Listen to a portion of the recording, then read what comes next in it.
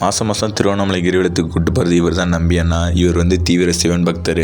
நாங்கள் திருவண்ணாமலைக்கு போகும்போது அண்ணாமலையாரே எங்களை வரவேற்ற மாதிரி இருந்துச்சு. ஏன்னா எங்களுக்கு முன்னாடி அண்ணாமலையார் ட்ராவல்ஸ்னு ஒரு பஸ்ஸு போச்சு. எங்களுக்கு அப்படியே ஒரு மனசுக்கு அவ்வளோ திருப்தியாக இருந்துச்சு. அடுத்த மாதம் வேறு கார்த்திகை தீபம், மகாரதம் வேறு செம்மையாக ரெடி ஆச்சுங்க. அப்படியே எறும்பு கூட்டம் மாதிரி நடந்து போவாங்க, அப்படியே ஸ்டெப் பை ஸ்டெப்பாக. நாங்கள் இந்த மாதம் போகும்போதே செம்ம க்ரௌடாக இருந்துச்சு. ஆனால் அடுத்த மாதம் வேற மாதிரி இருக்குங்க. திருவண்ணாமலையை களை கட்ட போகுதுங்க.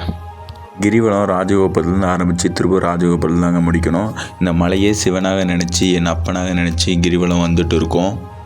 கிரிவலம் முடிகிற வரைக்கும் சிவாய நமன்ற மந்திரம் மட்டும்தான் என் காதில் கேட்டுக்கிட்டு இருந்துச்சு. அதேமாதிரி கிரிவலம் முடிகிற வரைக்கும் மனசுக்குள்ளே சிவாய நமன்ற மந்திரம் மட்டும்தான் உச்சரிச்சுக்கிட்டே இருக்கணும். ஆசைகளெல்லாம் அடக்க நினச்சிட்டா மன நிம்மதி கிடச்சிருங்க. மன நிம்மதி கிடைச்சாலே எல்லாமே நல்லதாக தான் நடக்கும். சிவாய நம.